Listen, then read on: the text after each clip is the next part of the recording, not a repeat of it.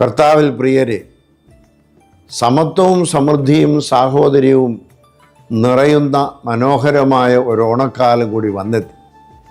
കർക്കിടകത്തിൻ്റെ വറുതിക്ക് ശേഷം ചിങ്ങം പിറക്കുന്നത് തൊടികൾ നിറയെ പൂക്കളുമായാണ്. തുമ്പിയും തുമ്പപ്പൂക്കളും തൂശനിലയിലെ സദ്യയും, അങ്ങനെ പറഞ്ഞാൽ മതിവരാത്ത ഓർമ്മകളുടേതാണ് ഓണം. ഓണത്തെ അതിൻ്റെ തനിമയോടെ ആഘോഷിക്കുവാൻ പുതിയ കാലത്ത് കഴിയുന്നുണ്ടോ എന്നത് നാം ചിന്തിക്കേണ്ട ഒരു വിഷയമാണ്. എളിമയുടെ ഉത്സവമായ ഓണം ഇന്ന് പരിധിയില്ലാത്ത ആഘോഷങ്ങളുടേതായി മാറിക്കഴിഞ്ഞിരിക്കുന്നു. മറ്റുള്ളവരെക്കാൾ കേമമായി എങ്ങനെ ഓണം ആഘോഷിക്കാമെന്ന ചിന്തയാണ് പലരെയും ഭരിക്കുന്നത്.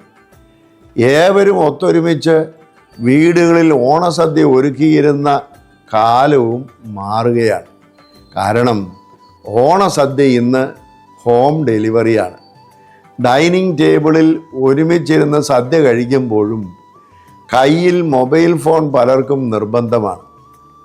നാം നമ്മിലേക്ക് മാത്രം ചുരുങ്ങുമ്പോൾ നഷ്ടമാകുന്നത് പഴമയുടെ പ്രൗഢി മാത്രമല്ല, ഓണത്തിൻ്റെ തനിമ കൂടിയാണെന്ന് ഓർക്കണം. സമത്വവും സമൃദ്ധിയും വിളിച്ചോതുന്ന ഓണക്കാലത്ത് 26 കൂട്ടം വിഭവങ്ങളുമായി നാം സ്വാദിഷ്ടമായ സദ്യ കഴിക്കുമ്പോൾ ഒരു പിടി ചോറിന് പോലും വകയില്ലാത്തവർ നമുക്ക് ചുറ്റുമുണ്ടെന്നത് മറക്കരുത്. സാഹോദര്യം മറന്നുള്ള സമൃദ്ധിയിൽ അർത്ഥമില്ല. എല്ലാവർക്കും എല്ലാ ദിവസവും ഓണമാകണം. മനുഷ്യരെല്ലാവരും ഒന്നുപോലെ ആമോദത്തോടെ വസിക്കുന്ന നല്ല നാളുകൾ ഉണ്ടാകട്ടെ. എല്ലാവർക്കും ഹൃദയം നിറഞ്ഞ ഓണാശംസകൾ.